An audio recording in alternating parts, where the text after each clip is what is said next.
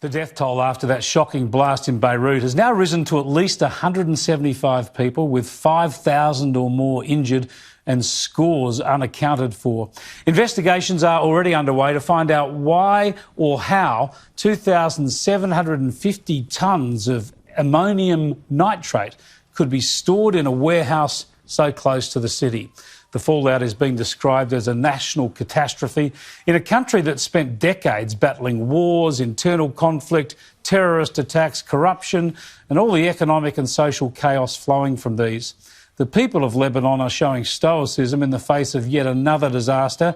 And of course, tens of thousands of Australian families have strong connections to the country, so the trauma hits home here directly, with at least one Australian killed in this catastrophe. But have a look at the horrible, divisive conspiracy theory, the knee-jerk anti-Israel blame game that went to air unchallenged on Channel 10's The Project last night. People are more likely to believe that this was an attack, a military attack, possibly by Israel, who knows, than an accident. Is that just because of a general culture of suspicion of government, for example, and of the geopolitics of the region, or do they have kind of more specific reasons for doubting that explanation in this case? Well, I mean, obviously there's a historical aspect here that cannot be ignored. You know, Lebanon and Israel are never in good terms, and so there's always this tension going on, and people are always expecting something like this to happen. So it's just a matter of time. But I mean, like you said, the official version is it was an accident. So until proven otherwise, I can't say anything else.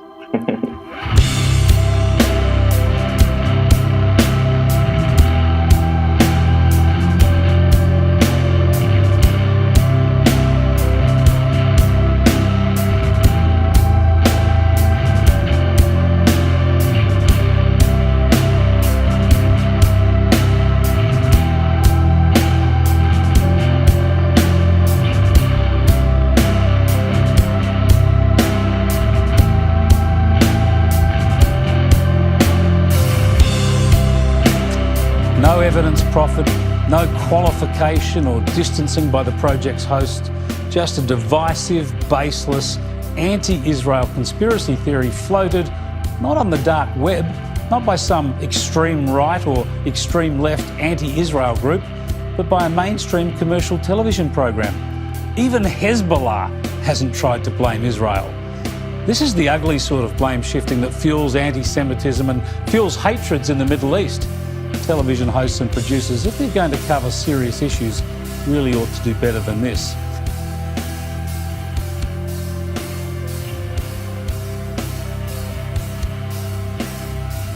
In Syria, Iran is trying to establish permanent military bases against us and has already launched missiles and drones into our territory.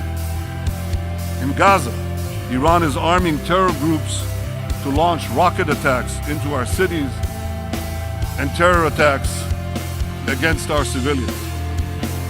In Lebanon, Iran is directing Hezbollah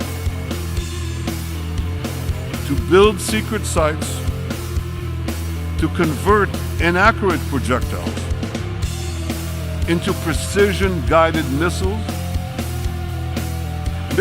that can target deep inside Israel within an accuracy of 10 meters. Hezbollah, listen to this. Hezbollah is deliberately using the innocent people of Beirut as human shields. They've placed 3 of these missile conversion sites along Beirut's international airport.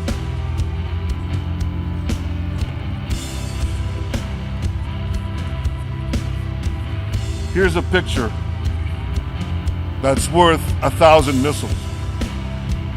Here's Beirut's international airport. Here's the first missile site. It's in the Uzai neighborhood, on the water's edge, a few blocks away from the runway. Here's the second site. It's underneath a soccer stadium. That's the soccer stadium. 2 blocks away. And here's the third site. It's adjacent to the airport itself, right next to it. So I have a message for Hezbollah today. Israel knows, Israel also knows what you're doing. Israel knows where you're doing. And Israel will not let you get away with it.